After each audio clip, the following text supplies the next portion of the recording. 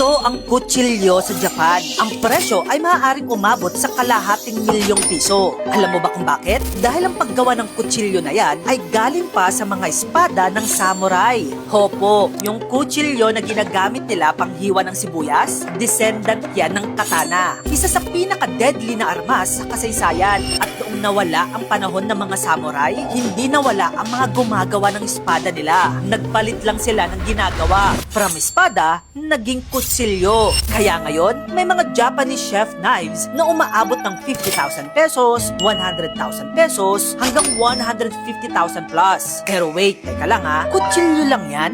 Bakit sobrang mahal ng Japanese chef knives?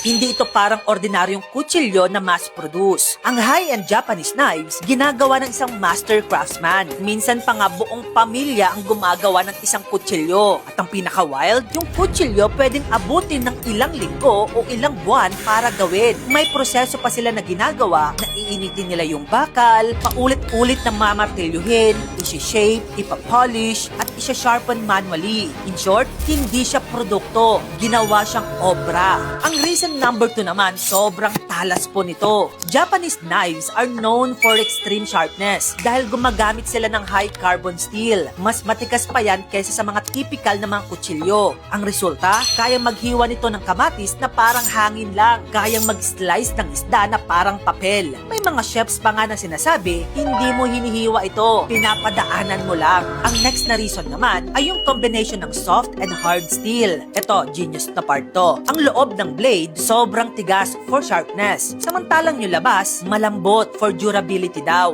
Same concept yan ng paggawa ng samurai sword. So hindi lang siya matalas, hindi rin basta-basta nababasag. Ang sunod na rason naman, sobrang hirap gawin nito. Kasi ang mga high-end knives ay dumadaan sa 100 plus steps ng paggawa. Kasama na dito ang forging, heat treatment, grinding, at polishing. At may technique pa na tinatawag na honyaki. Ito yung pinaka-premium na method, parang paggawa ng katana yan. Sobrang hirap gawin at sobrang konti lang ang may alam gumawa. Kaya ang presyo, nako, sobrang mahal na. Reason number 5 ay yung rarity at legacy. Hindi lahat kayang gumawa nito. Sa Japan, ang pagiging master blacksmith, inaabot yan ng ilang taon, minsan pa nga ilang dekada para matutunan. Kaya ang isang kutsilyo, hindi lang yan bakal sa Japan. May pangalan yan ng gumawa at yon ang isa sa binabayaran mo. Ngayon, kung mag-real talk comparison naman tayo sa Pilipinas, kutsilyo ginagawa nating panghiwa ng sibuyas. Sa Japan, yung kutsilyo nila, hindi lang panghiwa, pang-display pa, pang-collect, minsan parang investment na.